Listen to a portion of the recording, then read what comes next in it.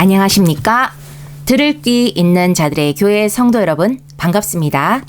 전도하는 유튜버 안녕쌤입니다. 지금 일시는 2026년입니다. 이제는 2025년이 아니고요. 2026년 1월 2일입니다. 새해 첫날은 벌써 지나갔네요. 또 새로운 마음으로 새해 첫날을 잘 맞이하셨으리라고 믿습니다. 지금 2025년 12월부터 해서 죄3 카테고리 강좌를 진행하고 있습니다. 총 4번째까지 말씀을 올려드렸어요. 원래는 3번째까지였는데 3번째 말씀이 너무 길어서 그 말씀을 1번, 2번으로 나누어서 재업로드를 해드렸고요. 그렇게 해서 4번째까지 진행이 되어 있습니다. 그러면 지금부터 또 녹화할 말씀은 5번째 죄3의 말씀이 될 것 같아요. 5번째 말씀은 1번, 2번으로 진행되고요. 지금 4번째까지 해서 좀 길게 죄3에 대해서 좀 올려드렸기 때문에 지금 또 한 5번째, 6번째, 뭐 7번째까지 말씀은 그렇게 이제 긴 말씀으로 진행이 되지는 않을 것 같아요. 긴 말씀이 잘못됐다는 건 아니에요. 거기에 이제 그 4번째 말씀까지 들어보시면 죄사함에 대해서 전체적으로 여러분이 흐름을 다 알 수 있을 정도로 그 내용을 정말 풍성하게 담아서 그렇게 올려드렸거든요. 근데 너무 길다 보니까 좀 뭐 까먹은 것도 있을 수도 있고 뭐 그런 부분이 있으니까 복습 겸 또 우리 새로운 말씀으로 5번째부터 또 말씀을 들어보시면 될 것 같아요. 지금 5번째 말씀, 1번 말씀, 작성일은 2009년입니다. 제가 이런 말씀에 대해서 굉장히 거부할 때, 나한테 이런 말씀이 왜 자꾸 오지? 이러면서 굉장히 거부할 때. 그러니까 긴 내용으로 적어 놓진 못했어요. 그냥 조금 끄적였던 그런 때입니다. 그래도 2009년에 적은 말씀이 정말 몇 개 없어요. 없는데도 이 죄를 사는 이 말씀이 적혀 있었다는 거예요. 그만큼 중요했기 때문에 제가 그런 거부하는 가운데서도 반복되는 그런 말씀이 오다 보니까 아마 이렇게 작성을 했던 것 같습니다. 2009년 10월 17일 말씀이고요. 지금 앞에 말씀을 들어보셨다면은 그냥 아주 이렇게 자연스럽게 이 말씀이 그냥 흘러갈 거예요. 그런데 또 혹시 처음 이 영상을 접하시는 분들이 있을 수 있으니까 최대한 설명이 될 수 있도록 그렇게 한번 강의를 진행해 볼게요. 지금 제 얼굴이 나오지 않고 요즘에는 제가 성경 구절을 화면에 띄워서 여러분과 함께 성경 말씀을 확인하면서 강의를 진행하고 있습니다. 오늘도 성경 구절을 좀 띄웠는데요. 지금 첫 번째로 띄운 그 성경 말씀을 보자면 그 신약 말씀 골로새서 1장 14절 말씀입니다. 그 아들 안에서 우리가 속량 곧 죄 사함을 얻었도다. 죄 사함은 죄 따로 사함 따로 그렇게 생각하라고 여러분께 말씀드렸어요. 죄는 여러분 그냥 죄는 잘못이에요. 잘못한 것. 사함은 뭐냐? 없앤다는 거예요. 죄는 잘못한 일이지 잘못한 일. 그 잘못한 일이 있는데 그것을 없앤다는 거예요. 그 아들이라는 건 여러분 상식적으로도 지금 제가 믿음의 말씀을 전하는 사람이니까 아들 하면 예수님이죠. 예수 그리스도 안에서 우리가 속량이 뭐냐면 옛날에 우리가 노비가 속량을 받았다 이런 거 있잖아요. 그러니까 몸값을 받고 어떤 매여 있던 신분을 풀어주는 걸 말합니다. 그래서 좀 자유를 얻는 거지. 그러니까 내가 몸값을 받고 신분을 풀어주면 좋은 신분을 풀어주는데 몸값 줄 리가 없잖아요. 그러니까 내가 지금 노예나 죄수나 뭐 노비나 뭐 이렇게 돼 있던 거야. 그래서 내가 몸값을 받고 그 사람의 몸값을 지불하고 내가 그 신분에서 벗어나는 거지. 자유함을 얻는 거지. 그래서 그걸 속량이라고 합니다. 근데 예수 그리스도 안에서 우리가 그 속량을 받았다는 거죠. 응? 누군가를 통해서 내 몸값이 지불되고 내가 매여 있던 그런 어떤 죄수, 그런 노예, 거기서 내가 풀려났다는 거예요. 그럼 우리는 어디서 풀려났습니까? 죄의 종이었죠. 우리는 죄의 종이었던 데서 풀려났다는 것입니다. 죄인에서 풀려났다는 것입니다. 그렇기 때문에 우리가 속량, 곧 죄 없음을 얻었도다, 이 말씀이에요. 이 첫 번째 성경 말씀 화면을 시작으로 이제 한번 강의를 진행해 보도록 하겠습니다. 지금 우리는 죄를 없애는 강의를 하고 있어요. 죄를 왜 없애야 되는지, 왜 없애고 있는지, 뭐 그 말씀은 지금 앞에서 많이 했었습니다. 어찌됐든 이 우리 기독교 교회를 가시거나 하면 죄 사함이라는 단어를 여러분 자주 들으실 거예요.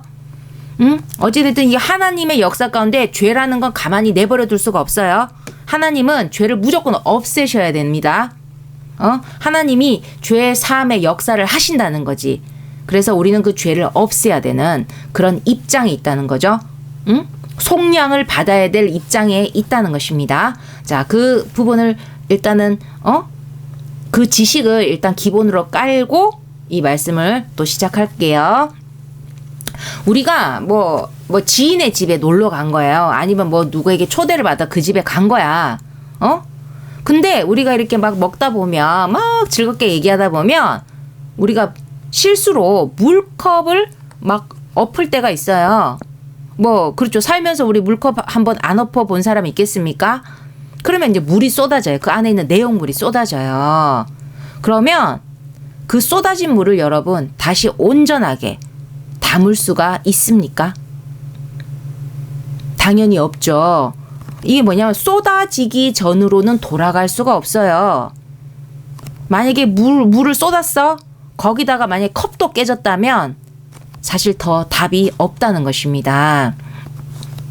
이게 쏟아진 물을 다시 온전히 담을 수 없다라는 걸 가지고 제가 어느 강의에서인지 모르겠지만 강태공이라는 인물에 대해서 이야기를 하면서 복수불반분이라는 제가 막 한자를 써가면서 한번 설명을 해드렸던 적이 있어요. 그 강태공이라는 사람이 있었는데 그 아내가 너무 이제 강태공하고 사니까 너무 가난했던 거야. 정말 진짜 막 백가죽이 등가죽에 막 붙을 것 같이. 그러면서 강태공은 돈은 안 벌어오고 그러니까 아내가 버티다 못해서 이 남편 옆에 있다가는 죽도 밥도 안 되겠다 싶어서 집을 나가요. 근데 뭐 그 뒤에 강태공이 성공을 해. 아주 크게. 그래가지고 부인이 왔어. 그랬더니만 강태공이 그 부인을 받아주지 않았다는 거예요. 뭐라고 하면서 복수불반분 이러면서 한 번 쏟아진 물은 다시 담을 수 없다고 하면서 뭐 그렇게 했던 에피소드가 있습니다. 강태공이 옳다 그러다가 아니에요. 부인이 오죽했으면 나갔을까. 우리 시대적으로 그렇잖아. 가만히 있으면 누가 뭐 밥을 주나? 그래도 부인이 있었으니까 그때 밥을 먹었을 텐데 강태공이 성공을 해도 너무 크게 성공을 했던 거예요.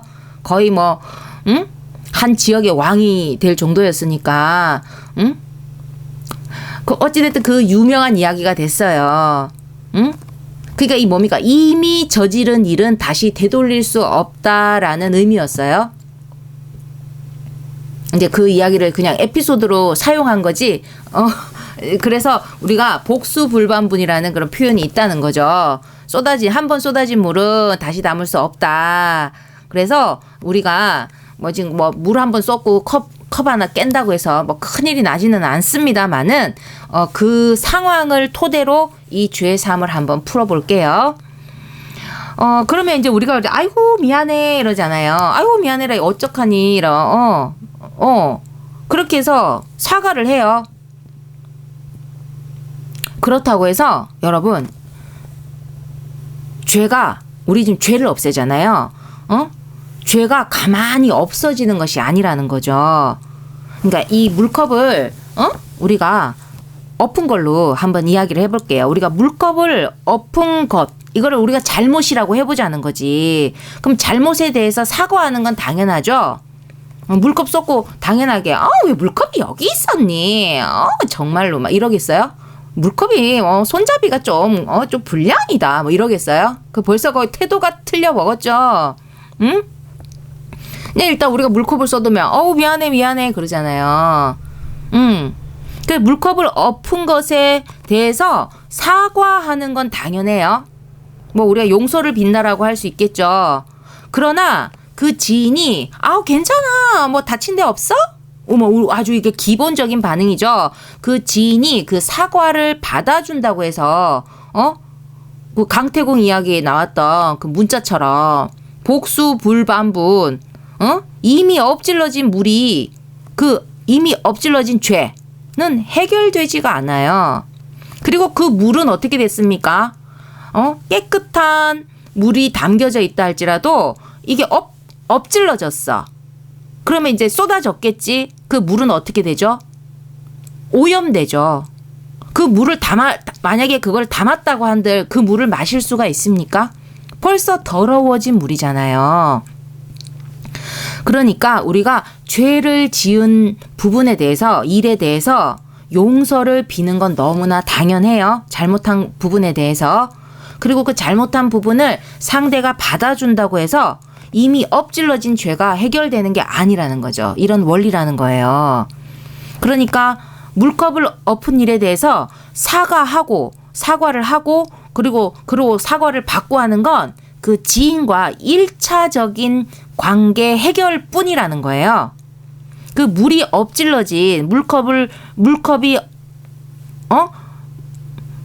엎어지면서 그 물까지 엎질러진 그 사건이 사과를 한다고 해서 물이 다시 자동 그대로 담아지는 것이 아니라는 거죠. 그러니까 원상복구가 안 된다는 거예요.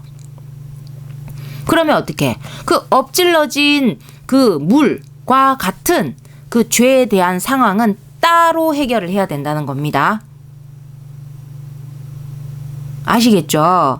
그 엎질러진 물은 그 따로 여러분 어떻게 해결해요? 다시 담을 수는 없어. 그렇게 죄는 한번 엎질러진 물과 같은 거지. 근데 우리가 지금 죄를 없앤다잖아. 그 죄를 해결한다잖아. 그러니까 그 죄를 따로 해결해야 된다는 거죠.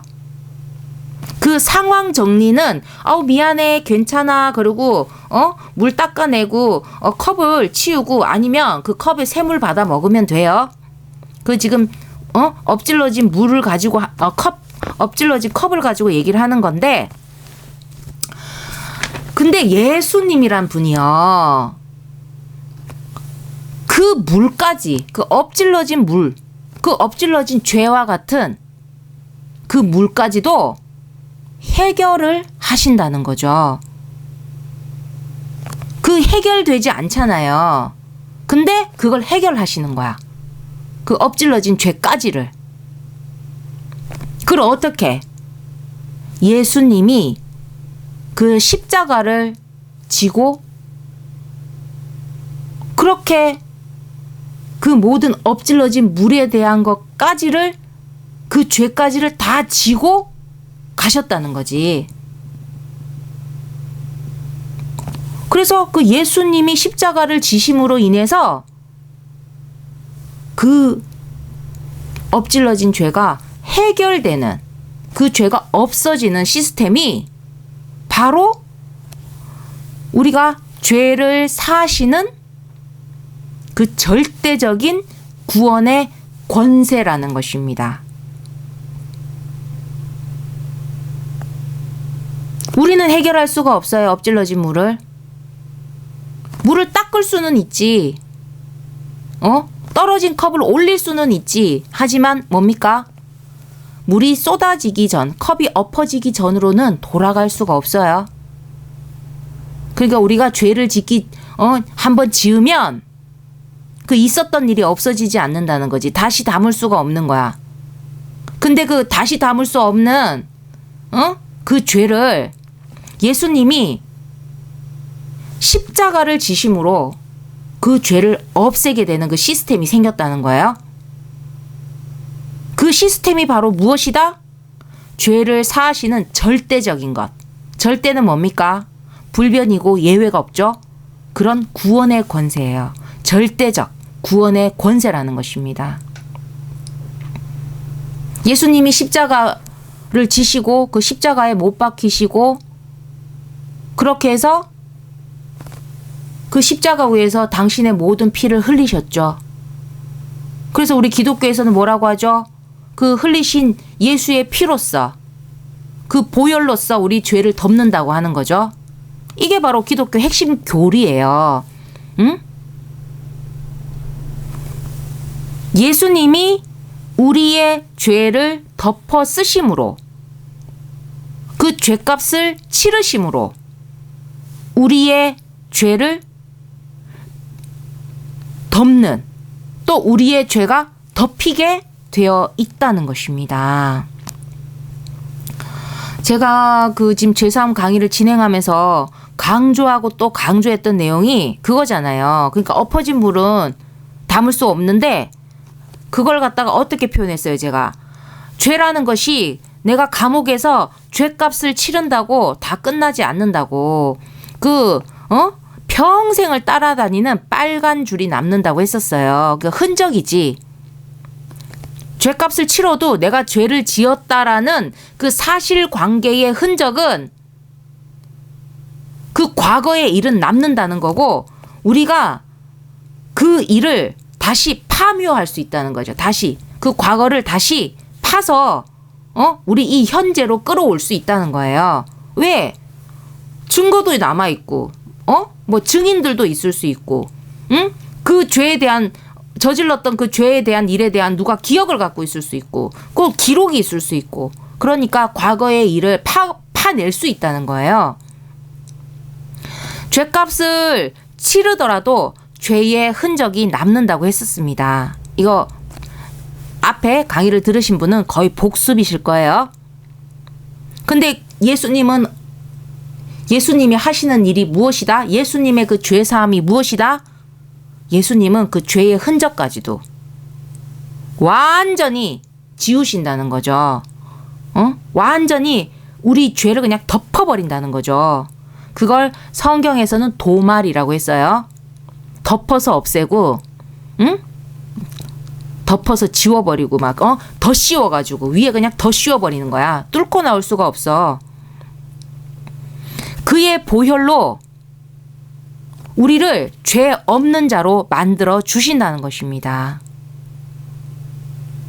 죄를 짓기 전의 상태로 되돌리고 복구한다 그러잖아요. 우리가 뭐가 고장이 나거나 컴퓨터가 막 안 돌아가면 복구하잖아요. 그렇게 회복을 시킨다는 거예요. 죄가 없었던 상태. 그러니까 그 물컵을 쏟기 전의 상태로 우리를 되돌린다는 거지. 죄가 없었다는 게 아니야. 죄가 지어지기 전의 상태로 되돌린다는 거예요. 물을 다시 담는다는 게 아니에요. 물을 쏟기 전 그 상태, 그런 일이 벌어지기 전에 내가 갖고 있었던 상태, 깨끗한 상태, 그렇게 깨끗하게 그 상태로 되돌린다는 것입니다. 어떻게? 예수님의 그 피, 그 보혈로 우리의 죄를 덮어 씌움으로 우리의 죄가 보이질 않는 거예요. 예수님의 피 안에서 우리의 죄가 사라지는 거예요. 아시겠죠? 이게 2009년 말씀이었어요. 뭐 그렇게 막 세련된 말씀이라고 볼 수는 없습니다. 그냥 그때 뭐 좀 끄적였던 말씀이에요. 지금 앞에 첫 번째, 두 번째, 세 번째, 네 번째 그 말씀에 이 내용이 다 들어 있습니다. 근데 여러분, 제가 과거에 그 끄적였던 말씀을 제가 이렇게 한 번씩 강의를 하는 게 내가 이게 지금 10년이 넘었잖아요. 10년 전이든 15년 전이든 20년 전이든 모르겠습니다만은 하나님의 말씀이 달라진 적이 없어요. 항상 동일한 말씀. 표현은 다를 수 있어요. 그러나 말씀은 동일하다는 것. 자, 우리 성경 말씀 한번 또 화면 한번 바꿔볼까요?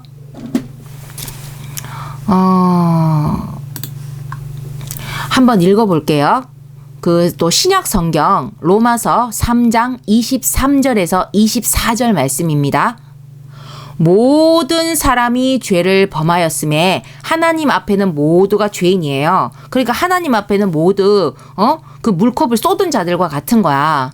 다시는 주워 담을 수 없는 그런 죄를 지은 자들이라는 거죠. 그래서 그 모든 사람이 죄를 범하였음에 하나님의 영광에 이르지 못하더니, 이제 모든 사람을 빼면 죄를 범하면 하나님의 영광에 이르지 못한다는 거잖아요. 그러니까 우리는 지금 죄를 진 죄인이니까 지금 하나님의 영광에 이르지 못하는 상태야. 우리는 영광에 이르지 못해. 그러나 그리스도 예수 안에 있는 속량으로 말미암아, 또 속량이 나왔네요. 예수님이 그 몸값을 주고, 우리의 몸값을 주고 우리를 풀어준 거야. 그 죄를 범한 죄인에서 우리를 풀어주는 거지. 그리스도 예수 안에 있는 속량으로 말미암아 그 몸값을 지불하고 그 모든 그게 그 값을 치름으로 말미암아 하나님의 은혜로 값없이 의롭다 하심을 얻은 자 되었느니라. 제가 예수님의 그 피라는 게 뭐라고 했죠? 피 자체가 자체가 포인트가 아니라 죄는 의로 덮을 수 있다고 제가 강조를 했습니다. 악은 선으로 없애고 죄는 의로 없앤다고 했었어요. 예수님이 십자가를 지고 그 십자가의 그 귀하신 몸을 못 받고 그리고 그 목숨을 내어 놓으신 그 모든 과정이 무엇이냐면 의라는 거죠. 그가 십자가 위에서 피를 흘리신 그 의로 우리가 속량받은 거예요.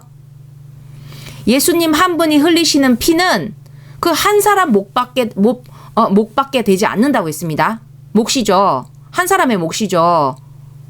그 한 사람의 그 피 몫이 중요한 것이 아니었고, 예수님께서 그 모든 피를 십자가 위에서 우리의 죄를 짊어지고 다 쏟으시며 그 쏟으시는 그 의로 우리의 죄를 다 덮는 그 속량으로 말미암아. 근데 왜 하나님의 은혜로야? 왜? 하나님께서 예수님께 우리의 죄를 다 짊어지도록 하셨다는 거지. 성경 구절에도 있습니다. 하나님께서 예수님께 우리의 모든 죄를 짊어지게 하신 거지. 그리고 예수님이 우리의 죄를 짊어지셨으니까 예수님이 우리의 죄를 속량해 주신 거지. 아시겠죠? 그러니까 지금 내용이 다시 모든 사람이 죄를 범하였음에 하나님 앞에는 우리가 모두 죄인임에, 죄인의 상태에는 하나님의 영광에 이르지 못하는 상태인데 그리스도 예수 안에 있는 그를 죄의 값을 모두 치르고 우리의 몸값을 다 치르고 우리가 그 죄에서 벗어남으로 말미암아, 죄인에서 우리가 풀어남으로 말미암아 그렇게 진행을 하신 그런 계획을 통해서 그렇게 그 뜻을 가지고 이 모든 과정을 진행하신 하나님의 은혜로 값없이 의롭다 하심을 얻은 자 되었다. 근데 지금 죄를 속량받았어. 지금 우리 몸값을 치르고 우리가 그 죄수에서 풀어진 것만 해도 굉장한 일이잖아요. 근데 왜 의롭다 하심을 얻었을까? 이게 너무 중요하다고 했었습니다. 지금 다 강의를 했던 내용이에요. 왜? 이 죄를 없애는 방식이 무엇이었습니까? 예수님이 피를 흘리신 그 의를 우리가 덮어 쓰는 거잖아. 그래서 우리의 죄를 그냥 완전히 덮어버리는 거잖아. 우리 몸이 지은 죄잖아요. 그러니까 우리가 예수님의 그 의로 다 덮어 써버렸던 거지. 그러면 겉으로 드러난 건 뭡니까? 예수의 의잖아요. 예수님의 의가 나를 봤을 때 나의 죄가 보이는 게 아니라 예수님의 의가 보이는 거지. 그 의를 쓰고 있으니까 어떻게 보이겠어요? 의인으로 보이는 거죠. 의롭게 보이는 거지. 그래서 우리는 죄가 없어지면서 정말로 죄가 없어진 게 맞으면 하나님께서 정하신 그 방법대로 주 예수 그리스도의 그 의로 죄를 없앤 것이 맞으면 우리는 자동으로 의로운 존재가 된다는 것입니다. 그것도 값없이. 우리의 몸값을 지불하신 것도 예수님. 그러니까 우리가 지불한 게 없어요. 모든 것이 그러니까 하나님의 은혜로 거기다가 죄인에서도 벗어나고 그리고 자동으로 의인이 되었다는 거예요. 의롭다 하심을 얻은 자가 뭡니까? 의인이죠. 그래서 우리는 강제 의인이 된다라고 또 여러분 정말 진리도록 설명을 해드렸었습니다. 자, 그래서 2009년 말씀은 아주 짧아요. 거의 이게 다예요. 뭐냐면 2009년에 강조하고 싶었던 거는 그렇게 죄는 물컵이 엎어진 그 물과 같은데 그 컵이 엎어져서 쏟아진 물과 같다는 거지. 다시 주워 담을 수 없는데 그 주워 담을 수 없는 물과 같은 죄를 예수님의 그 희생의 보혈로 우리의 죄를 해결한다. 우리의 죄를 없앤다. 우리를 죄를 짓기 전에 있는 죄를 짓기 전의 상태로 되돌리고 과거로 돌아간다는 얘기가 아니에요. 죄를 짓기 전의 상태로 그렇게 만들어 버린다는 거예요. 죄를 짓기 전의 상태가 뭐예요? 죄가 없는 상태지. 그러니까 죄를 없애서 죄가 없었던 상태로 만들어 버린다는 거예요. 알겠죠? 죄를 없애서 죄가 없었던 상태로 깨끗하게 만들어 버린다는 거예요. 그러니까 그림적으로는 어떻게 된 거야? 복구된 거고 회복된 거지. 그렇게 되는 겁니다. 그렇게 해서 완전히 죄를 짓기 전 상태로 만들었으니까 우리 죄에 대해서 더 이상 왈가불가 할 게 없는 거예요. 응? 우리 인간들처럼 과거에 지었던 죄를 막 파묘하면서 다시 걸고 넘어질 게 없다는 거지. 깨끗하게 없어진다는 것입니다. 왜 그렇게 죄를 없앴습니까? 천국은 천국 가려고. 천국은 죄라고 이름 붙여진 그 먼지 한 톨의 죄라도 있으면 그 한 톨의 죄를 가지고도 그 한 톨밖에 안 되는 그 죄를 가지고도 절대로 못 들어간다고 했어요. 왜? 거기는 하나님이 계신 곳입니다. 하나님이 계신 곳에는 죄라곤 먼지 한 톨도 없는 곳이에요. 거기는 그런 세계라는 거지. 그러니까 우리가 이 죄를 해결하지 않고 천국에 들어갈 일은 없다는 거예요. 우리가 또 화면 한번 우리 성경 말씀 한번 또 바꿔볼까요? 자, 여기 보세요. 또 신약 성경입니다. 고린도 후서 5장 17절. 그런즉 누구든지 그리스도 안에 있으면 뭐라고 돼 있습니까? 새로운 피조물이라. 만들어진 존재라는 거예요. 우리는 하나님이 창조한 존재라고 하잖아요. 그러면 하나님 입장에서 봤을 때 우리가 피조물인 거예요. 하나님 당신이 만든 그런 피조물이라는 겁니다. 우리가 직접 만든 게 아니라 만들어진 존재라는 거죠.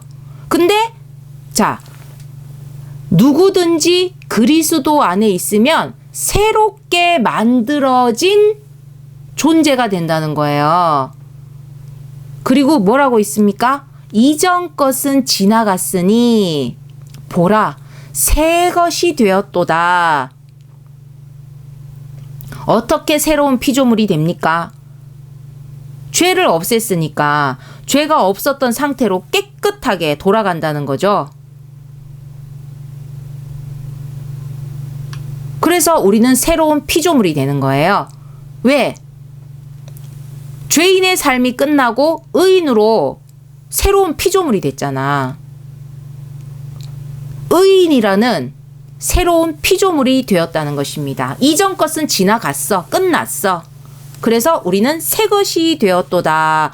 그렇게 새로운 피조물로 우리가 거듭나지 않으면, 죄를 다 털고 의인으로 우리가 다시 살지 않으면 우리는 절대로 천국에는 들어갈 수가 없다는 거예요. 거기는 하나님이 계신 곳, 거기에는 죄가 존재할 수 없는 곳. 천국은 의인들의 세상입니다. 의인들의 세계입니다. 그렇기 때문에 우리는 오직 주 예수 그리스도의 그 흘리신 피의 그 보혈, 그 의로, 예수 그리스도의 그 의로 우리가 새로운 피조물이 되어서 새롭게 살아간다는 것입니다. 죄를 없애고. 자, 여기까지가 2009년 10월 17일. 이게 뭐냐면 죄를 사하는 구원의 권세라는 제목의 말씀이었어요. 이게 뭐냐면 죄를 사하는 권세, 죄 사함의 권세가 곧 뭐다? 구원의 권세라는 거죠. 구원이 뭐예요? 우리가 구원받으면 어디 가요? 천국 가기 위함이잖아요. 그러니까 우리가 죄 사함을 받아서 의인이라는 새로운 피조물이 돼야 되겠죠. 그 의인이라는 새로운 피조물이 되니까 우리가 구원을 받을 수 있잖아요. 그러니까 죄 사함을 하는 권세를 가진 자가 구원의 권세를 가진 자라는 거죠. 우리 죄 사함을 하시는 분이 누굽니까? 우리의 죄를 사하여 주시는 분이 누굽니까? 예수님이잖아요. 그러니까 그가 우리의 구원의 권세를 가진 자라는 겁니다. 죄 사함의 권세를 가진 자가 누구라고요? 그리스도가 된다는 거죠. 그리스도가 뭔데? 구원의 권세를 가진 자거든요. 아시겠죠? 그러니까 우리가 죄인이 아니라면 그 죄 사함의 권세를 가진 자가 그리스도가 아니에요. 근데 우리는 죄인이라는 거지. 이 죄를 털지 않으면 우리는 구원받아 천국에 갈 수가 없어. 그렇기 때문에 구원의 필수 코스인 그 죄 사함이 있어야 된다는 거예요. 그렇기 때문에 죄 사함의 권세를 가지고 온 자가 우리의 구원주가 되고, 그리고 우리의 구원주가 되실 분은 죄 사함의 권세를 반드시 갖고 오신다는 겁니다. 그러면 우리의 구원주는 누구십니까? 예수 그리스도시죠. 그러니까 예수님이 죄 사함의 권세를 가지고 있는 분인 거죠. 그렇기 때문에 그 죄 사함의 권세를 전부 가지신 분이기 때문에 우리의 죄를 해결하기 위해서 당신의 그 귀하신 그 죄가 없는 그 몸을 우리의 죄값을 위해서 다 드릴 수 있었던 거예요. 그가 죄 사함의 권세를 갖고 있으니까 그 희생을 그 희생을 할 수 있었던 거예요. 근데 우리는 권세를 가지고 있으면 누리려고 하잖아. 근데 예수님은 그 죄사함의 권세를 가진 자로서, 구원의 권세를 가진 자로서 우리의 구원을 위해서 우리의 죄를 다 짊어지고 희생하셨잖아. 근데 우리 인간들은요, 권세를 누리는 것만, 우리 누린다고만 생각하니까. 그러니까 이게 자꾸 엇나가는 거예요, 우리가. 자꾸 우리가 이게 좀 아닌 것 같은데 하는 일들이 자꾸 벌어진다는 거지. 응? 권세를 가졌기 때문에, 그 권리를 가지고 있기 때문에 그 책임이 있는 건데, 예수님은 우리의 죄를 아예 전부 다 짊어지는 그 책임을 지셨다는 거예요. 그 권세를 가진 자로서. 권세는 그렇게 행사를 하는 거죠. 응? 응? 나 높은 사람이야. 나 대단한 사람이야. 나한테 잘해야 돼. 잘 보여야 돼. 내 발밑에서 기어. 그러니까 우리 이 세상이 뭐가 되겠습니까? 권세를 가졌다는 사람들이 그러고 있으니 세상이 온전하게 돌아갈 수가 없어요. 뭐 좀 옆으로 조금 센 것 같네요. 이렇게 해서 지금 첫 번째 말씀은 여기서 끝내고, 다섯 번째 1번 말씀 여기서 끝내고 또 2번 말씀 들어갈게요. 2번 말씀 빨리 끝날 것 같습니다. 2번 말씀은 2025년 12월 26일 말씀이에요. 지금 뭐 거의 다 했던 내용이기 때문에 앞에 말씀을 들으신 분들은 그냥 복습처럼 들어주시면 되고요. 처음 들어보신 분들은 또 저를 따라서 이 말씀 강의에 귀를 기울여 주시면 될 것 같습니다. 지금 제가 1번 말씀에서 뭐라고 했어요? 예수님이 십자가 위에서 피를 흘리신 그 피가 아니라 피로 우리의 죄를 씻는 건 맞아요. 근데 그걸 더 정확하게 얘기하면 그 십자가 위에서 우리의 죄를 다 짊어지고 당신의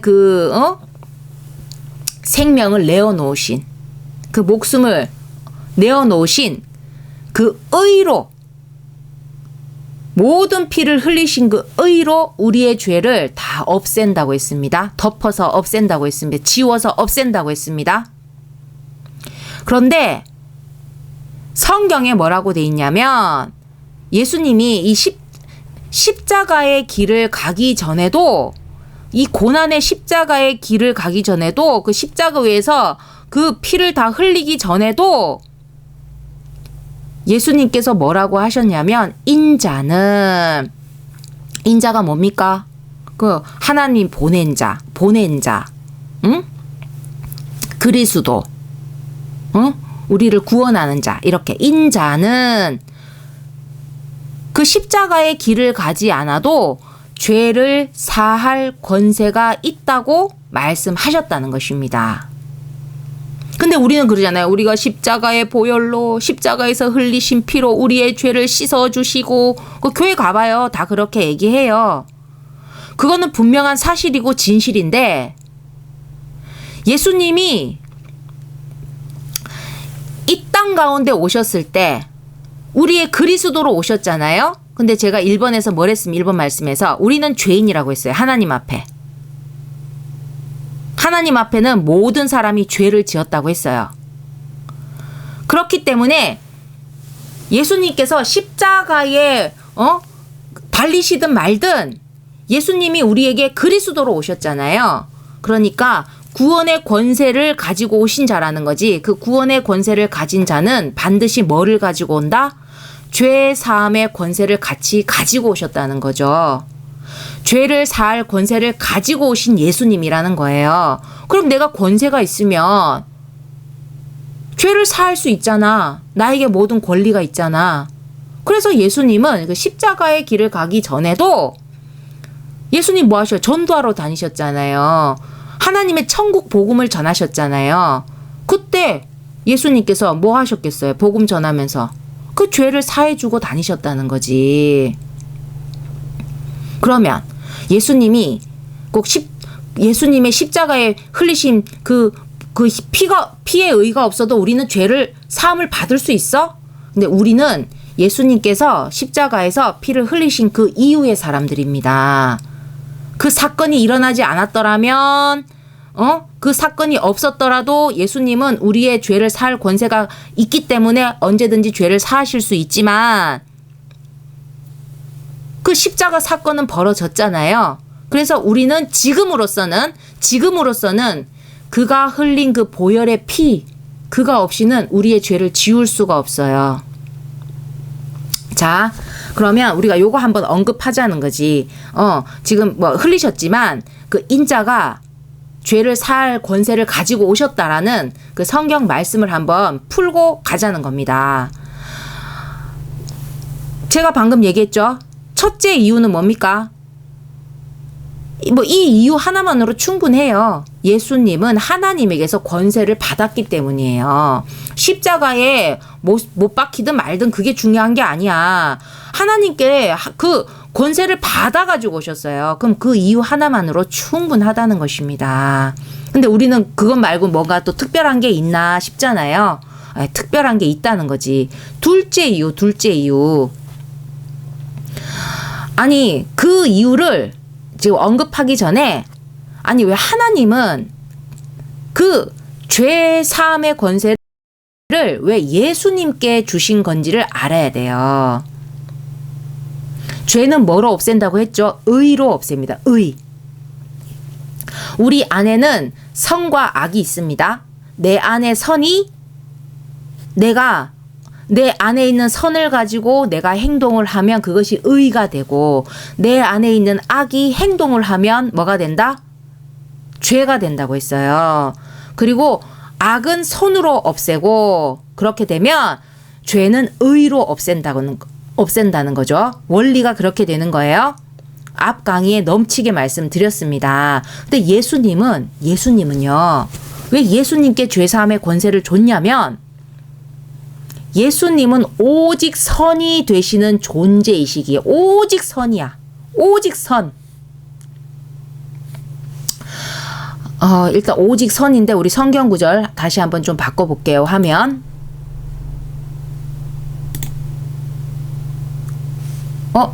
화면이 왜 바뀌질 않죠?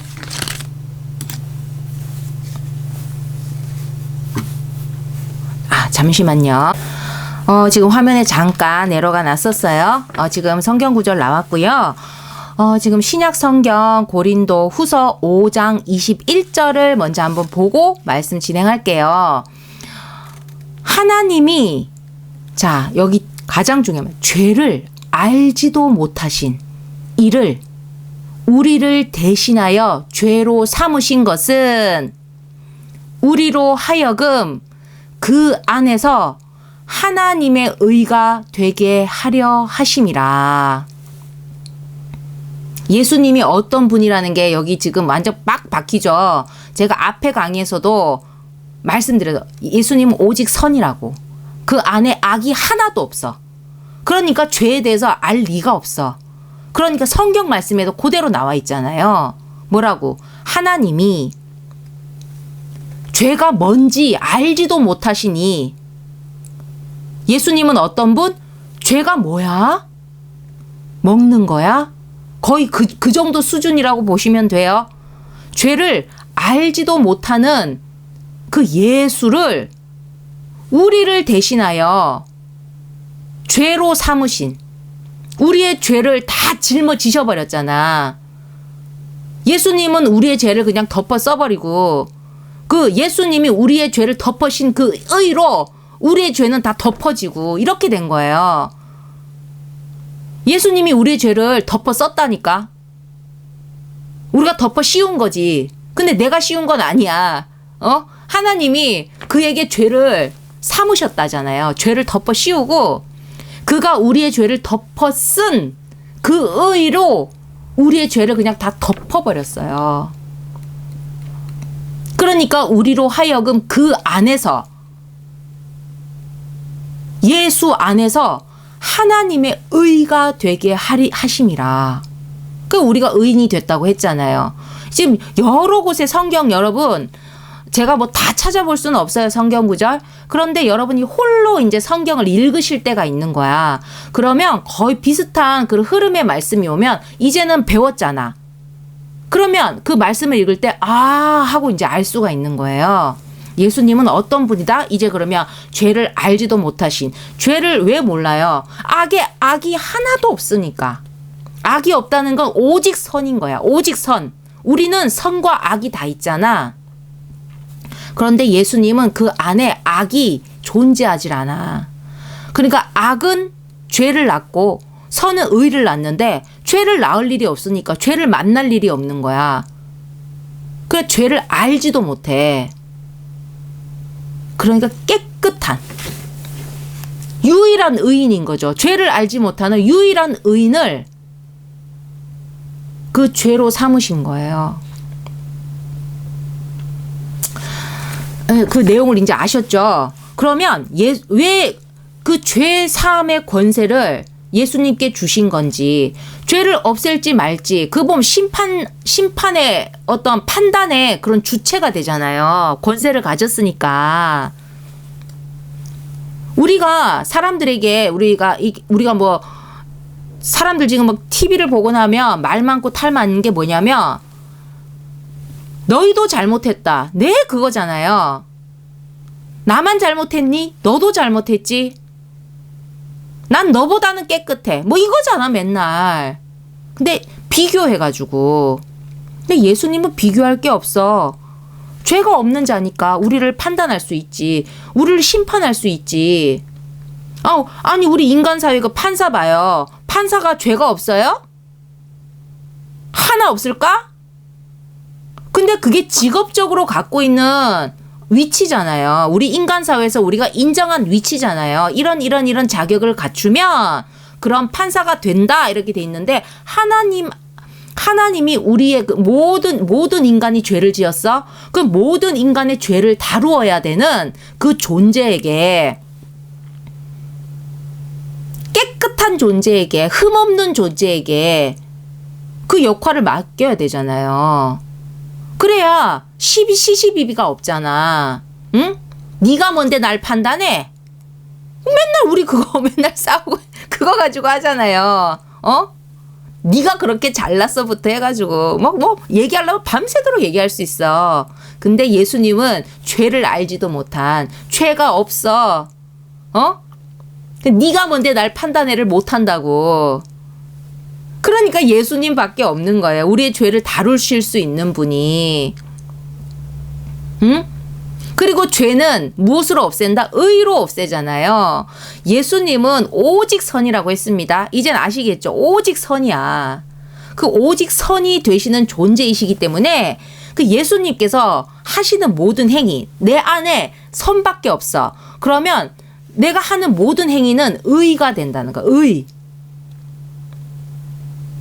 내 안에 악은 그것이 이 세상 밖으로 나오면 죄가 되고, 내 안에 선이 내 몸 밖으로 나오면, 내 안으로 몸 밖으로 나오면 행위를 하면 의가 돼요. 그래서 예를 내가 맨날 들었잖아. 내가 뭐 어떤 사람이 내가 저 돈을 훔쳐야지 그 마음에 이제 악을 품고 있는 거야. 그 마음에만 품고 있었잖아. 근데 내가 손을 뻗어서 그 돈을 직접 훔쳐. 그럼 죄가 되는 거죠. 응? 그러니까 어떤 분이 좀 어려운 부분이 있었어. 그래가지고 내 마음에 아이고 안 됐다라는 먹었지. 도와줄까? 여러분, 도와줄까? 마음까지가 선이잖아요. 근데 안 도와주면 거기서 끝인 거지. 근데 내가 그 마음을 먹고 직접 그 상대에게 뭐 필요한 부분, 어려운 부분을 도와줬어. 그럼 뭡니까? 의가 되는 거예요. 어떤 사람이 물에 빠졌어. 응? 그럼 막 허우적대. 내가 수영을 할 줄 알아. 아이고 저 사람 살려야 되겠는데? 이제 두 가지 마음이지. 굳이 내가 뛰어들 필요 없다. 내가 구해야지. 그럼 두 가지예요. 내가 뛰어들 필요 없다 하면 내 몸이 가만히 있을 거고, 내가 구해야지 하면은 뛰어들 거고. 행동으로 나온다는 거예요. 행동으로. 그러니까 예수님은 오직 선밖에 없잖아요. 그 안에, 예수님 안에는 선밖에 없잖아요. 그럼 예수님께서 숨만 쉬어도 그 모든 것들이 의가 된다는 거예요. 이 세상에 오직 의로 나타낸다는 거예요. 예수님의 가시는 걸음걸음 하나하나가, 모든 행위는 이 세상에서는 오직 의가 된다는 겁니다. 응? 그러면 뭐가 되겠어요? 말씀하시는 것도 다 의지. 우리가 말을 한다는 것도 행위잖아요. 제가 지금 여러분께 말로 행위를 하고 있잖아요.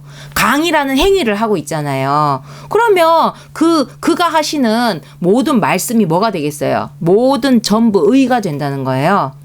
응? 그가 쏟아내는 말씀이 전부 선함이잖아. 그 선함의 말씀의 행위로 그 세상에 쏟으시는 거니까 그 말씀이 의로 나타난다는 것입니다. 그러니까 그가 말씀으로 이렇게 하는 거야. 너의 죄를 사하노라. 이렇게 말씀을 하신 거야. 그러면 그 용서의 말씀이 그 세상의 의가 되어 나타난다는 거예요. 진짜 용서가 되어서 죄가 없어진다는 그 사실이죠. 지금 예수님이 못 박힌 상태가 아니에요. 그 십자가에 길을 가시기 전이에요. 그때 예수님께서 어떤 자에게 너의 죄를 너의 죄가 사해졌다라고 했다는 거지. 그러면 거기에 토달 게 없어. 죄는 의로 없애는 거고 해결하는 건데 그가 말씀을 하셨잖아. 오직 선한 자가. 그러면 그 말씀이 뭐가 돼서? 의가 돼서 그 말씀을 들은 자의 죄를 덮고도 남는다는 거지. 아니 그래서 만약에 예수님께서 나으라 병이여 나으라 이러면 낫게 되는 거고요. 살아나라 그러면 살아나는 거예요. 왜 이게 가능하냐고요? 아니 사람이 아픈 걸 보고 안 됐어. 선한 마음으로 저를 낫게 하고 싶어. 그래서 나으라 한 거 아니겠어요? 하나님은 뭡니까? 치유하시는 하나님, 생명 되시는 하나님. 하나님은 절대 선이시고 오직 선이시고. 그러니까 나으라고 하는 것이 선이잖아. 선함이잖아.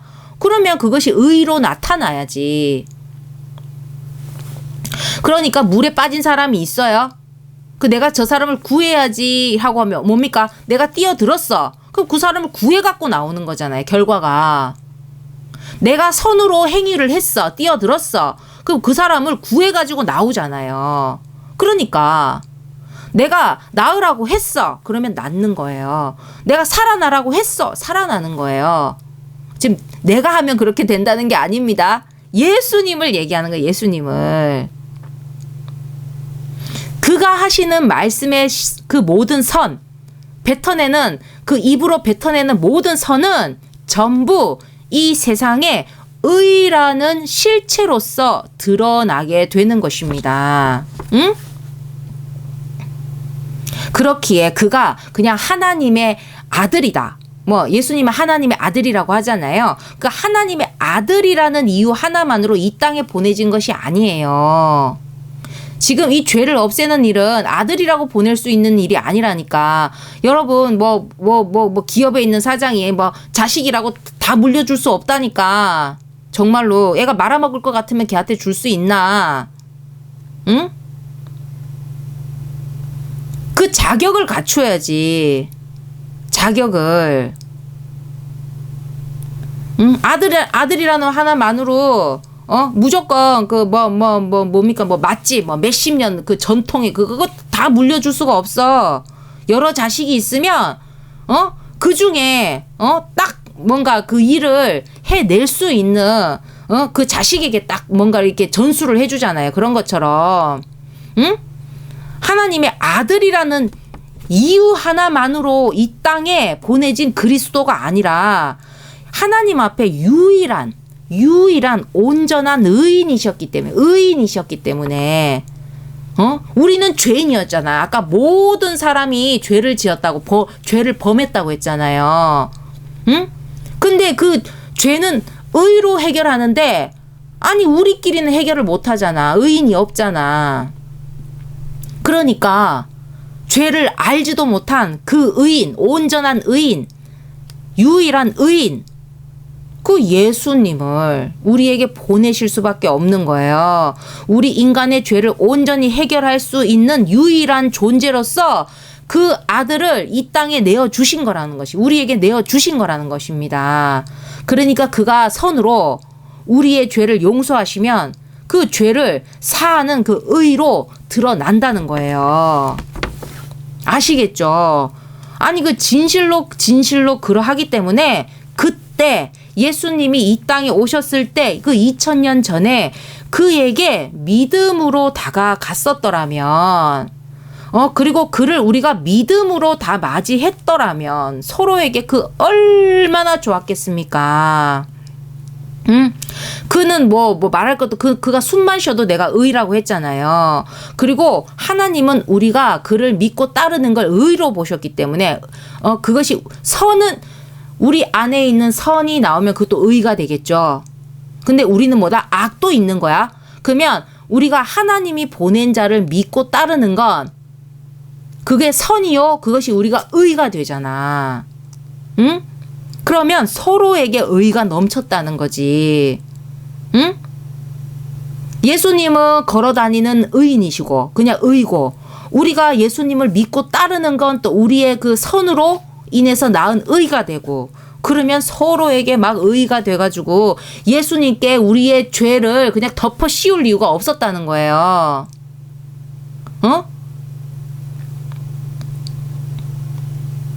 그렇게까지 덮어 씌울 이유가 십자가를 져야 될 만큼 우리가 그렇게까지 덮어 씌울 그런 일까지는 안 갔을 텐데 서로에게 의가 넘쳐나잖아. 그러면 죄를 삭제하기가 쉽잖아요. 죄를 없애기가 사하기가 너무 쉬웠을 텐데 예수님이 그 고난의 십자가 길만큼은 가지 않아도 우리가 예수만 믿고 온전하게 따랐더라면 우리의 죄를 쉽게 없애고 우리가 또 쉽게 다 구원을 받았을 텐데 아시겠죠? 근데 그렇게 흘러가지 않았다는 거예요. 안타깝게도 그 십자가 일은 벌어져 버렸어요. 벌어져 버렸다는 거지. 그래서 그냥 쉽게 서로에게 막 의가 넘쳐 남은 그런 상태로는 이 죄를 해결할 수 없게 된 거예요. 벌써 벌어졌잖아. 십자가에서 당신이 예수님께서 모든 피를 흘리셨잖아. 그 우리 죄값으로 우리를 속량하기 위해서 당신의 그 유일한 의인된 그 몸을 다 그냥 목숨까지 내어 놓으셨잖아. 그 값을 우리의 몸값을 당신의 몸으로 그 값을 치른 거예요. 그만한 가치라는 거지. 우리의 모든 죄인을 우리가 죄인에서 속량되고도 남을 그 귀한 몸이었다는 거야. 그래서 우리는 지금 2026년 1월 2일을 살아가시는 여러분은 우리는 우리 예수 그리스도께서 십자가에서 흘리신 그 보혈의 그 의로 우리는 죄를 사함을 받습니다. 죄 사함을 받습니다. 우리는 그 단계가 있어야 돼요. 우리는 아시겠죠?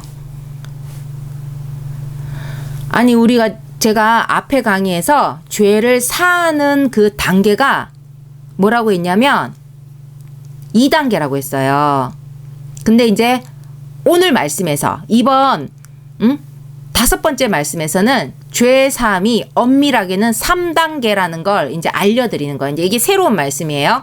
뭐냐? 인간 역할 단계가 있다는 것입니다. 인간 역할이 있는 거예요.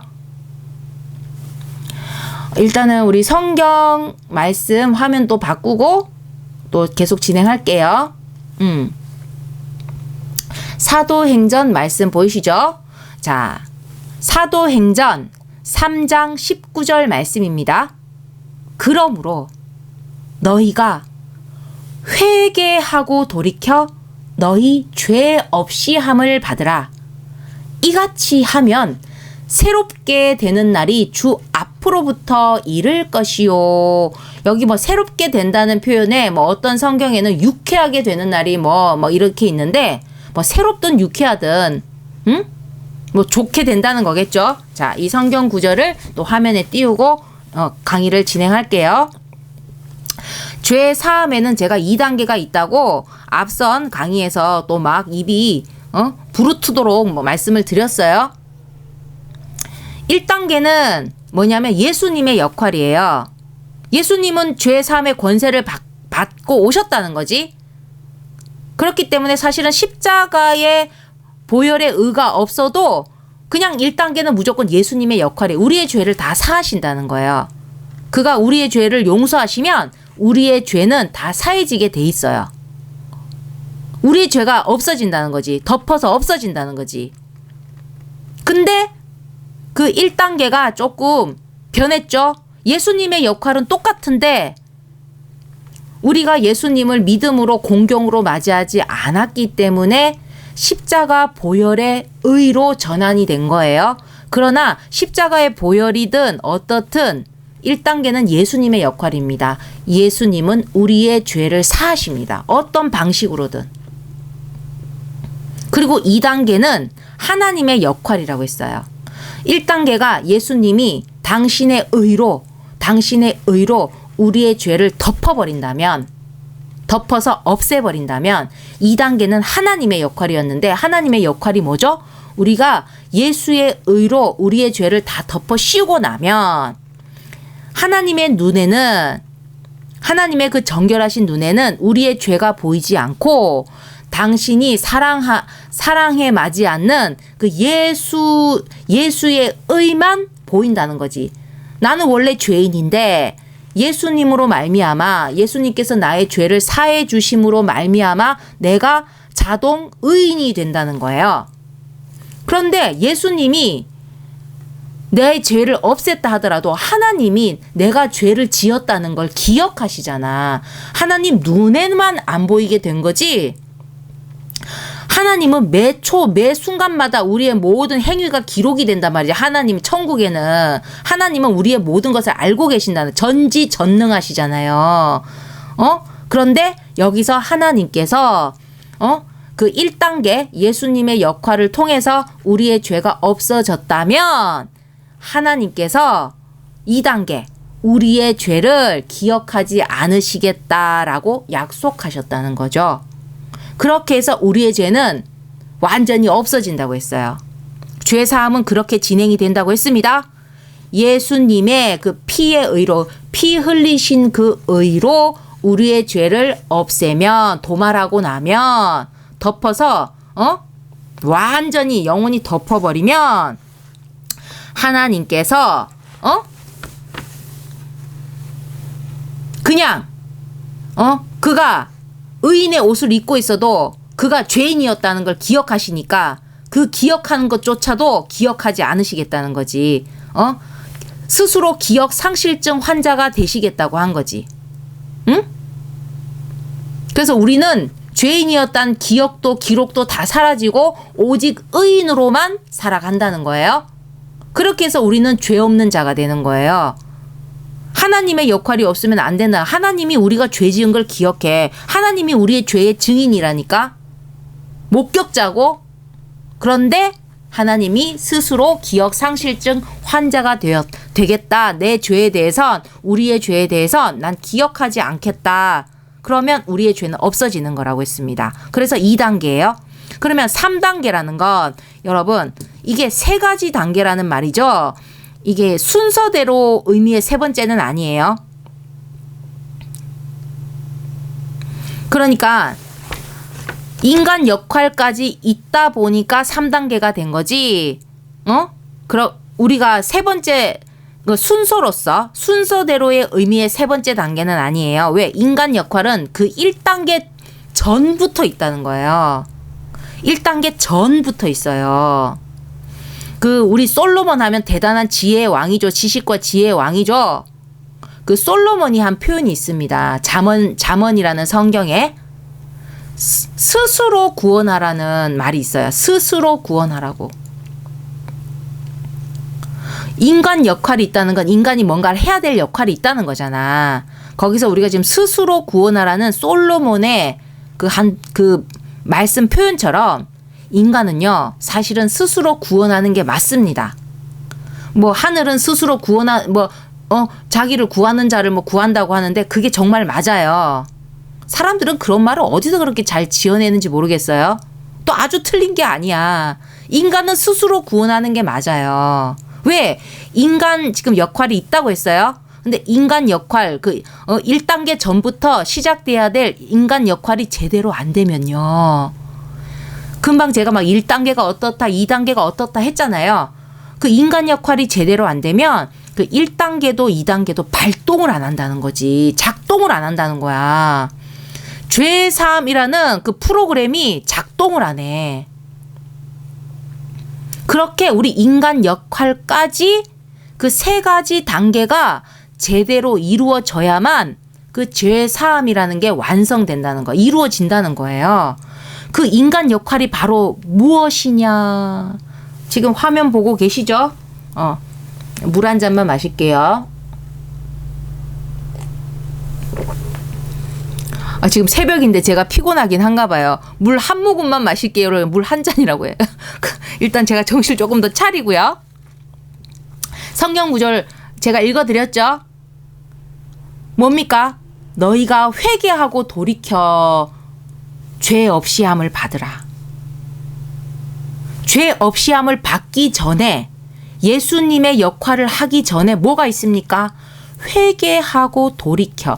회개하고 돌이켜. 이게 인간의 역할입니다.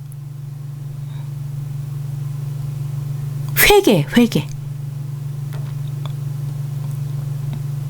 이 회개가 이루어지지 않으면 이 죄사함이 이건 물 건너가요. 지금 사도행전에 나와 있잖아요. 그 1단계가 죄 없이 하는 건데 그 전에 우리가 해야 돼. 너희가 회개하고 돌이켜서 회개하고 돌이키고 나서 너희 죄 없이 함을 받으라고. 그 인간 역할이 회개인데 여기서 정말 중요한 포인트가 있습니다. 뭐냐면 믿음 안에서 회개예요. 믿음 안에서. 모든 것이 믿음 안에서 회개입니다. 회개는 믿음에 해당하는 행위예요. 우리가 지금 구원을 받는데 죄 사함이 필요했어요. 근데 우리가 까먹지 말아야 될 절대적인 진리가 뭐냐면 오직 믿음으로만 우리가 구원을 받는다는 거예요. 우리가 믿음으로만 천국을 간다는 거예요. 거기서 그 믿음 안에는 회개도 들어있다는 거지. 왜? 회개는 믿음에 해당하는 행위이기 때문입니다. 그래서 믿음은 무조건이라고 제가 그냥 또 여러분 귀에 피가 나도록 말씀을 드렸어요. 무조건 믿음이라는 반석 위에서, 믿음이라는 그 기초석 위에서 인간 역할, 금방 인간 역할을 해야 된다고 했잖아요. 어떤 역할이 주어졌던 간에 믿음이라는 그 기초석, 그 기본 위에서 인간 자신의 역할도 수반을 해야 되는 거예요. 지금 여기는 회개를 얘기하다 보니까 그 믿음이라는 그 반석 위에서 회개를 해야 된다는 거예요. 믿음 안에서 회개예요. 믿음 안에서. 그냥 내 혼자 잘못됐어요. 이게 아니라니까. 믿음 안에서 회개예요. 회개도 믿음 안에서입니다. 그렇기에 우리 인간의 역할이 뭡니까? 회개인데 그 믿음 안에서의 회개가 이루어지지 않으면 죄 사함은 물 건너간다는 거죠. 그리고 여러분, 또 사실 믿음이 있어야 회개를 하지 않겠습니까? 갑자기 내가 회개를 해요? 밑도 끝도 없이. 지금 믿음이 있어야, 지금 이 믿음에서 제가 지금 죄 이야기를 하잖아요. 믿음 안에 있는 죄 이야기예요. 응? 성경이라는 안에 또 죄가 있고요. 교회를 가도 마찬가지고 믿음이잖아요. 거기. 그 믿음에서 죄 이야기를 하는 거예요. 믿음이 없는데 내가 잘못했어요 할 일이 있습니까? 믿음이 있어야 하나님께든 예수님께든 잘못했어요 하고 회개를 하지. 그러니까 결국엔 믿음이 있어야 그 믿음에서 이야기하는 죄인임을 인정하고 또 죄인이고서야 용서를 비는 위치에 선다는 겁니다. 그러니까 믿음이 스타트예요. 믿음이 없이는 아무것도 안 되는 거지. 그 믿음에서 이야기하는, 제가 지금 믿음에서 여러분께 말씀을 드리잖아요. 아시겠죠? 믿음에서 나온 말씀이라는 거지. 믿음에서 이야기하는 그 죄도 그 죄인임을 인정하는 것입니다. 뭐가? 믿음이 있어야 인정하는 거죠. 그리고 내가 죄인이어야지. 잘못한 죄인이어야 내가 잘못한 게 있다는 걸 인정해야, 그래야 내가 드디어 용서를 비는 위치에 선다는 거죠. 내가 잘못한 게 없는데 내가 왜 회개를 하고 용서를 빌어요? 그럴 일이 없죠. 내가 잘못한 사람이라는 걸 인정하기 위해서는 뭐가 있어야 된다? 믿음이 있어야 된다는 겁니다. 또 다음 사도행전 아까 읽어보셨죠? 근데 이거 우리가 죄 사함을 받으라 하고 그 다음 구절이 뭡니까? 이같이 하면, 이같이 뭔데? 회개하고 나서 회개로 우리가 죄 사함을 받으면 새롭게 되는 날이 주 앞으로부터 이를 것이요. 그러니까 제가 그랬잖아요. 죄인으로의 삶이 끝나고 의인으로 사는 새로운 날이 시작된다는 거예요. 아까 다 설명드렸어요. 자, 그러면 이 성경 구절, 다음 성경 구절로. 자, 지금 또 신약 말씀 나왔네요.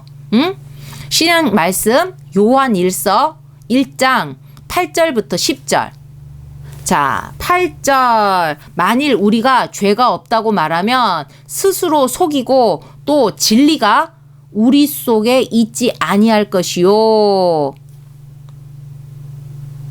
9절. 만일 우리가 우리 죄를 자백하면 그는 미쁘시고 아주 신실하시고 미쁘시고 아주 아시겠죠? 신실하시다 이런 뜻으로 아시면 돼요. 그는 미쁘시고 의로우사 우리 죄를 사하시며 우리를 모든 불의에서 깨끗하게 하실 것이요. 여기서 지금 9절에 나오는 그는 하나님을 지칭합니다. 그러니까 우리가 우리의 죄를 자백하면 하나님은 신실하시고 의로우사 우리 죄를 사하시며 우리를 모든 불의에서 깨끗하게 하실 것이. 우리 죄는 예수님이 사한다고 하지 않았어? 그 예수님을 통해서 우리 죄를 사하게 하신 분이 누구예요? 하나님이시죠. 우리의 죄를 사하도록 그 죄 사함의 권세를 손에 딱 들려가지고 우리에게 보내신 예수님을 보내신 분이 누구예요? 하나님이죠. 그러니까 우리의 죄를 사하시려고 하는 그 주체가 누구십니까? 하나님이세요. 하나님. 그리고 10절. 만일 우리가 범죄하지 아니하였다 하면, 우리 잘못한 게 없는데요 하면 하나님을 거짓말하는 이로 만드는 것이다. 내가 뭔 죄를 졌는데? 내가 잘못 없는데? 나는 그런 교통 딱지 한번 띈 적 없는데? 그러고 있으면 안 되겠죠. 응? 하나님은 지금 자꾸 우리 모든 사람은 범죄한 자니 이렇게 얘기하신다는 거야. 근데 나는 죄인이 아니에요. 난 죄진 적이 없어요. 라고 한다면 하나님을 거짓말쟁이로 만드는 거지. 그러면 그의 말씀이 우리 속에 있지 아니하리라. 그 거짓말쟁이의 말을 우리가 듣겠습니까? 그러니까 여러분, 믿음이 없으면 이 모든 걸 인정할 수 없어요. 그 믿음의 말씀이잖아. 이거 믿음 안에서 지금 죄를 이야기하고 있잖아. 이렇게 요한 1서도 믿음의 말씀이잖아요. 우리가 죄가 없다고 말한다면 그건 우리가 스스로를 속인다는 거지. 그러면 진리가 우리 속에 있지 않는다는 거야. 응? 진리는 참이잖아요. 그 참됨이 우리 속에 있지 않다는 거지. 그리고 우리 죄를 자백하면 신실하시고 의로우사 우리 죄를 사해 주신다. 아까 얘기했죠. 회개를 하면 뭡니까? 우리가 죄 사함을 받는다고 했죠. 바로 앞에 그 화면. 그리고 우리가 잘못한 게 없다라고 하면 하나님을 거짓말쟁이로 만든다는 거예요. 그의 말씀이 그의 말씀이 진리지. 그럼 진리가 우리 속에 있지 않는다는 거지. 진리가 우리 속에 있지 않으면 하나님하고 우리는 관계가 없는 자예요. 왜? 하나님은 우리를 죄인이라고 주장하시니까. 우리를 죄인이라고 하시는 분은 하나님이시. 하나님. 너희는 이것을 잘못했어 라고 하신다는 거지. 근데 우리가 그걸 믿으면 예, 맞습니다. 우리는 잘못했습니다. 우리는 죄인입니다. 믿음으로 인정하는 거예요. 아시겠죠? 자, 그렇게 그 믿음이 있어야지만 우리가 그 이급 요한 1서처럼 우리가 믿음에서 이야기하는 우리가 죄인임을 인정하고 죄인이고서야 우리가 죄를 자백하는 그리고 용서해 달라고 하는 그 위치에 설 수 있습니다. 그렇게 믿음으로 자신이 죄인임을 인정하고 거기서 끝내면 안 돼요. 맞아요. 나 죄 졌어요. 근데요? 이러면 안 되겠죠. 죄인임을 인정했으면 뭡니까? 그 죄를 용서해 달라고. 당신의 오직 선하신 의로 그 예수의 그 의의 보혈로 나의 죄의 허물을 덮어달라고 간구를 해야 그러면 이제 뭐가 발동합니까? 그 죄를 사하는 1단계, 2단계가 작동하는 거예요. 응? 우리가 회개하는 행위를 해야 그 죄사함의 1단계, 2단계가 싹 진행이 된다는 것입니다. 우리가 막말로 죄 짓고 쌩 까고 그러고 살고 있다면 하나님이 아무리 우리의 죄를 없애기를 정말로 진심으로 바란다고 해도 이게 알아서 1단계, 2단계가 작동하는 게 아니에요. 하나님이 정하신 질서는 뭐냐면 믿음이에요. 믿음 안에서 모든 것이 진행되겠어요. 그렇기 때문에 우리에게 다른 조건을 주지 않았어. 구원의 조건에 오직 믿음으로 구원을 받는다고 했다. 믿기만 하라고 그렇게 말씀을 하신 거예요. 그러니까 믿음은 무조건 기본이야. 믿음 없이는 아무것도 안 돼.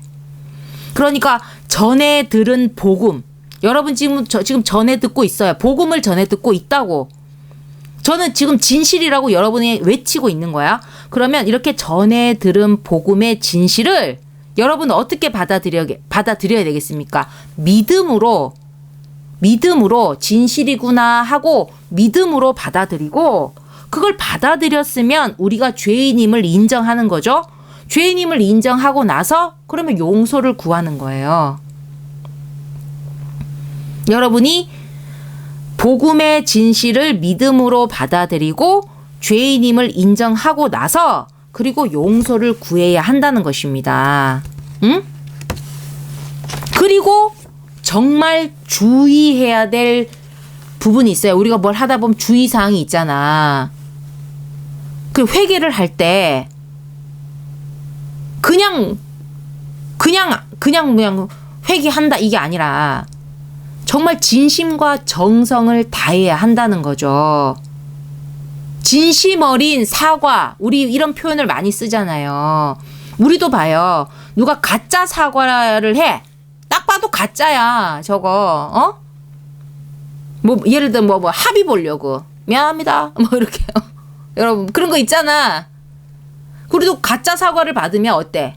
더 상처받게 되지 않습니까? 근데 상대가 진심 어린 사과를 하면 다 알지 않아요? 그런데 우리 악어의 눈물 같은 사과, 응? 그런 막 용서를 비는 행위.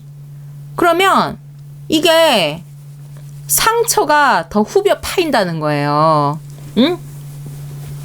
상대가 막 악어의 눈물 같이 하면 막 더 막 경멸스럽잖아. 막 상처가 더 후벼 파이잖아. 그러면 어떻게 돼? 죄는 잘못이라고 했죠? 그 잘못하는 죄를 더할 뿐이란 사실이에요. 그렇기에 하나님을 향해서 안 하느니만 못한 회개는 여러분 정말 나를 위해서라도 내 영원한 생명을 위해서라도 절대로 하면 안 된다는 사실입니다. 오히려 하늘의 분노를 사게 된다는 거예요. 그 신약 말씀에 그 세례 요한이 있습니다. 예수님이 오기 전 예수님의 사촌이 돼요. 사촌이 되는데 어찌됐든 예수님이 오시는 그 길을 예비했던 그런 어떤 존재가 있어요. 하나님께서 먼저 예수님을 보내기 전에 예수님이 갑자기 짠 하고 나타나는 게 아니고 예수님이 오기 전에 어떤 예수님이 오실 거라는 어떤 분위기를 달구는 이제 여러분이 기다렸던 그 하나님이 보내시는 그 존재가 올 거다. 우리를 구원할 그리스도가 올 거다 하고 그런 막 하면서 그 은혜의 바람을 막 잡고 있었던 그런 존재가 있었다는 거예요. 그것도 하나님께서 다 준비시켰던 자였습니다. 그가 준비했던 게 뭐냐면 마음밭이었어. 마음밭. 예수님이 오셨을 때 그 예수님의 복음을 믿고 따를 수 있도록 그 마음을 막 다지고 있었던 거야. 근데 어떤 걸 다지고 있었냐면 우리가 회개로 다지고 있었다는 회개. 왜냐하면 우리는 모든 죄인이니까 너희가 죄인이다. 우리는 이 죄를 해결받아야 될 죄인이다. 라는 걸 막 전하면서 그렇게 해서 이렇게 준비를 시키고 있었던 사람이 있었어요. 세례 요한이라고. 근데 그 사람이 했던 그 말씀 중에 회개에 합당한 열매를 맺고라는 게 있어요. 회개에 합당한 열매를 맺어라 이렇게 했던 거예요. 회개에 합당한, 회개에 맞는 열매를, 그러니까 그냥 뭐 대강 하는 게 아니야. 그냥 잘못했어요. 이게 아니라는 거지. 열매를 맺을 정도로 그렇게 뭔가 실체가 되는 그런 회개를 해야 된다는 거예요. 열매라는 건 우리가 씨를 뿌려서 그렇게 막 그 자라나는 과정 있잖아요. 그 아주 막 진득한, 막 농부의 땀도 있어야 되고, 뭡니까? 또 자연의 어떤 그런, 모든 은혜도 있어야 되고, 막 그런 것처럼 뭐가 많이 들어가잖아. 열매 하나를 맺히는데, 근데 회개에 합당한 열매를 맺어. 정말 열매를 맺을 정도까지 가려면, 그 많은 수고와 노력들이 들어가야지만 열매까지 간다는 거죠. 근데 그 회개에 관해서도 합당한 열매를 맺으라는 거예요. 그러면 그냥 대강해서 될 일이 아니라는 거지. 우리가 죄의 사함을 받으면서 의인이 되잖아. 값없이 우리가 의인이 되잖아. 그 죄를 사함 받고 우리가 천국을 갈 수 있잖아. 의인으로서. 그러면 그 회개가 그냥 막 그렇게 대강해서 될 일이겠어요? 자, 그런데 그렇다면 회개는 어떻게 하죠? 그러면? 알았어요. 회개가 얼마나 중요한지 알았어요. 그 회개를 그럼 어떻게 하면 됩니까? 그냥 잘못했다고 하면 되는 거 아니에요? 잘못한 건 맞는데 지금 뭐 진정한 회개, 뭐 합당한 열매, 뭐 말은 지금 뭐 이렇게 돼 있지만 우리 사실 잘 몰라요. 저도 잘 모릅니다. 온 말씀대로 그냥 여러분께 전할 뿐이에요. 그렇기 때문에 우리의 영원한 도움이 되시는 성령이 계신다는 거예요. 성령께서 우리가 이렇게 막 이거 어떻게 우왕좌왕 할 때 우리를 돕는 분이 있다는 거예요. 성령께서 우리가 진정한 회개의 열매를 맺도록, 진정한 회개에 이르도록 도우신다는 거예요. 우리의 회개가, 우리가 하는 회개가 하나님 앞에 회개가 되게 해 주신다는 것입니다. 왜냐하면 내가 사과를 했는데 상대가 받지 않으면 소용이 없잖아. 응? 하나님께서 내가 사과를 했는데 이거 진심 어린 사과가 아닌 것 같은데, 악어의 눈물 같은데 이러면 안 되잖아. 그러니까 나의 회개가 하나님께도 회개가 되도록, 얘가 정말 반성을 하는구나, 정말 진정으로 용서를 비는구나, 그런 어떤 회개가 되도록 그 성령께서 당신의 온 마음을 다해서 나를 도우신다는 거죠. 그리고 여러분 솔직하게요, 이 성령의 도움이 없이는 어려워요. 왜냐하면 지금 말씀드리는 이 회개라는 건요, 제가 있잖아요, 인간끼리 막 주고받고 하는 그냥 쏘리, 미안, 뭐 이런 게 아니라는 거예요. 막 귀엽게 우리가 좀 쑥스러운 거야. 그래서 진짜 미안한 거지. 미안해, 뭐, 그 정도면 통하잖아. 아니 근데 우린 지금 이거 인간끼리 하는 게 아니야. 하나님이라는 전지전능한 신에게 통해야, 신에게 통해야 되는 거예요.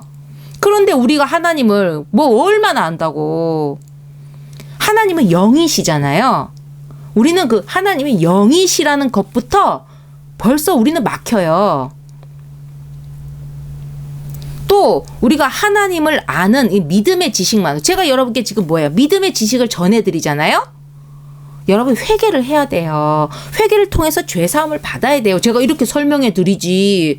회개는요 요렇게 1번 2번 3번 그래 제가 뭐야 진심과 정성을 다하셔야 해. 그럼 진심과 정성은 또 어떻게 하는데? 그러니까 이렇게 하면 막 그냥 20고개로 넘어가는 거예요. 그러면 우리가 알 수가 없어. 응? 그러니까 우리가 신에게 닿을 진정한 회개를 하기 위해서는 우리가 믿음의 지식은 분명히 있어야 돼요. 여러분이 지금 믿음을 통해서 지식을 얻었기 때문에 아 우리가 죄인이구나, 우리가 회개를 해야 되구나, 이렇게 죄사함이 되는구나 아는 거죠. 아는 것에서 그치면 안 된다는 거야. 응? 그러니까 하나님을 아는 믿음의 지식만으로만 그치면 안 되고, 그렇게 되면 그 지식만으로 하나님께 접근하다가는 그 신에게 닿을 진정한 회개에 이르기는 어렵다는 거예요. 자, 그럼 우리 또 다음 성경 구절 한번 볼게요.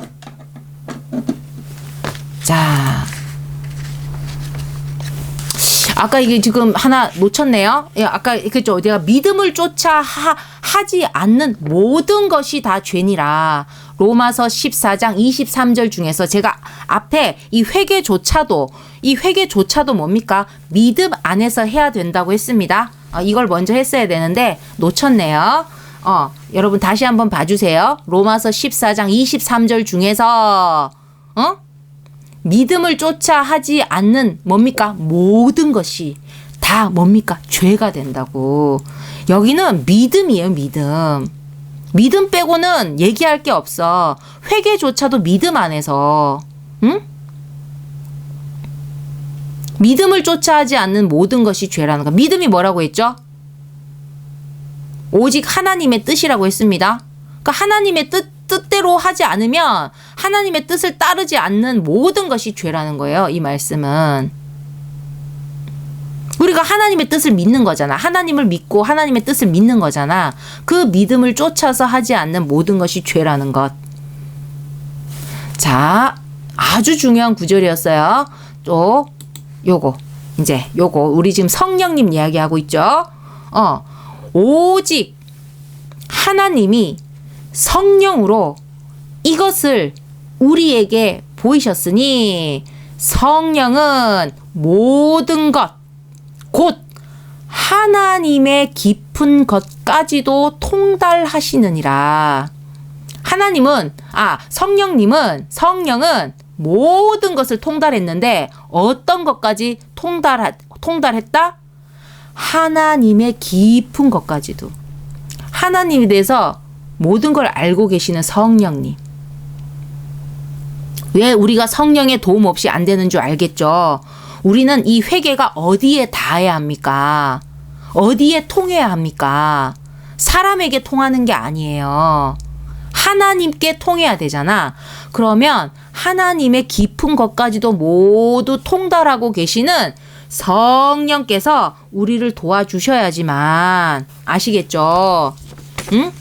우리의 회개가 하나님께도 회개로 들리고 회개로 닿을 수 있도록 우리를 도와주신다. 이끌어 주신다는 거예요. 응? 성령이 없으면 힘들다는 이유를 이제 아셨죠? 믿음의 지식만으로는 우리가 신에게 닿을 수가 없어요. 만약에 믿음의 지식이면 그러면 하나님에 대해서 100% 알아야지. 그 100%가 아니잖아요. 우리는 알려주신 것만 알 수 있어요. 그러니까 우리는 하나님에 대해 모든 걸 아신다는 그 성령께 오직 또 믿음으로 도움을 구해야 돼요. 성령님이 알아서 도와주겠지가 아니라는 거지. 믿음으로 모든 걸 진행해야 된댔잖아. 믿음으로 쫓아 하지 않는 모든 것이 다 죄라고. 지금 죄를 없애고 있는데 죄를 더할 수는 없죠. 오직 믿음으로 도움을 구해야 돼요. 자, 그럼 어떻게 구할까? 자, 첫째, 성령을 이 땅에 보내주셨음을 믿고, 왜냐하면 예수님께서 십자가에 못 박히시고 예수님이 떠나시면서 그럼 우리를 홀로 놔둘 수가 없잖아. 막 코 찔찔찔 흘리는 우리를 죄만 짓고 사는 우리를 내버려 둘 수가 없으니까 예수님께서 막 애가 타셨던 거예요. 왜? 우리를 구원하시기 위해서 구원의 권세를 가지고 오신 분이니까. 응? 죄를 해결해야 되는 권세를 가지고 오신 분이니까. 근데 지금 십자가에 못 박혀가지고 이 육신의 모든 역사가 끝나버렸어. 그럼 어떡해? 그냥 하나님의 나라에 갈 수가 없는 거지. 우리를 내버려 두고 못 가. 예수님은 하나님 저리 가라 할 정도로 우리를 사랑하시는 존재세요. 그러니까 가셔가지고 성령을 우리에게 보내셨어요. 하나님의 모든 깊은 것까지도 통달하고 계시는 그 성령을 우리에게 보내주셨다는 거예요. 그럼 제가 지금 이 사실관계를 말씀드렸어. 그럼 여러분이 믿어야지. 알겠죠? 모든 것이 믿음으로 통합니다. 그래서 1번 성령을 이 땅에 보내주셨음을 믿고, 그러면 2번 지금 보내주셨잖아. 그러면 성령이 지금 어디 계시겠어요? 지금 우리와 함께 하심을 믿고 우리에게 오셨잖아요. 이 땅에 보내주셨으니까 지금 어디 계시겠어요? 우리와 함께 하심을 믿고. 그러면 그러면 성령이 왜 오셨어요? 왜? 아니, 우리의 구원을 돕기 위해서 왔죠. 우리가 끝까지 믿음으로 구원을 받을 수 있도록 도와주시려고 왔죠. 그러니까 완전 관광으로 이 땅에 지금 관광 오신 게 아니라는 거지. 그러면 세 번째, 성령이 우리 구원을 도우심을 믿고. 뭘 믿어야 돼요? 그러니까 알겠죠? 성령을 이 땅에 보내주셨음을 믿고, 성령이 지금 우리와 함께 하고 계심을 믿고, 그리고 성령이 우리의 구원을 도우심을 믿고, 내 안에 성령의 그 은혜를 부어주십사 하고 우리가 구하는 것입니다. 그러면 성령이 우리의 회개를 왜 도우시겠어요? 성령이 우리의 구원을 도우셔야 되잖아요. 도우심을 믿고잖아요. 그 구원을 도우시는 과정 가운데 그 구원의 조건에 뭐가 있어? 우리가 죄 사함을 받아야 돼. 그 죄 사함을 어떻게 받아? 회개를 통해서 우리가 죄 없이 함을 받는 거잖아. 그러니까 우리의 회개를 도우신다는 거예요. 진정한 회개의 열매를 맺도록 성령님께 뭐라고 부탁을 하냐면 나를 위해 함께 기도해 달라고 그렇게 매달려 보는 거예요. 그러면 성령께서 성령의 마음을 다해서 나를 도와주시는 겁니다. 여러분을 도와주시는 것입니다. 그게 안 되면 성령으로 하는 회개. 그러면 회개가 뭐가 되겠어? 내가 믿음으로 하는 회개. 그리고 성령으로, 이제 성령까지 붙었어. 성령으로 올리는 회개. 하나님께서 그 회개를 받지 않으실 리가 없다는 거예요. 하나님이 원하시는 모든 기뻐하시는 것들 다 충족했잖아. 믿음으로 했지. 그리고 또 성령이 함께 하시지. 그러면 하나님께는 그저 오케이가 된다는 겁니다. 그러니까 성령을 구하고 성령께 구하라는 거죠. 성령을 구해야 됩니다. 성령이 이 땅에 와 있지만, 아니 지금 여러분 성령을 모르셨잖아요. 그러니까 성령을 주십사. 이 땅에 와 있지 나한테 와 있는 게 아니니까 나에게 주십사. 성령을 구해. 그리고 나에게 주신 성령을 통해서 성령께 구해. 아시겠죠? 나의 구원을 위해서 아버지께 성령을 구하고, 그리고 성령께 나의 구원을 위해서 도와주십사 구해라. 뭘로? 믿음으로. 오직 믿음으로 구해야 됩니다. 이렇게 지금 지금 죄를 사하는 데 있어서 뭐 어떻게 왔어요? 지금 죄 사하는데 회개가 필요했는데 성령으로 끝났어요. 뭐 성령까지 말씀이 나갈 건 아니었지만 성령이 없이는 또 안 되니까. 그러니까 여러분 이 말씀의 완성까지 성령까지 여기까지 끝났습니다. 이 마지막 중요한 팁을 드리고 이제 이 말씀 강의를 마치도록 하겠습니다. 들을 기 있는 우리 지혜로운 믿음의 자녀분들께서는 오직 믿음으로 이 새해를 맞이하여 하나님께 성령을 구하고 또 성령께 구하는 그런 복된 자들이 되기를 주의 이름으로 축원을 드리겠습니다. 아멘. 자, 그러면 6번째 죄 사함의 강의에서 뵙도록 하겠습니다. 감사합니다.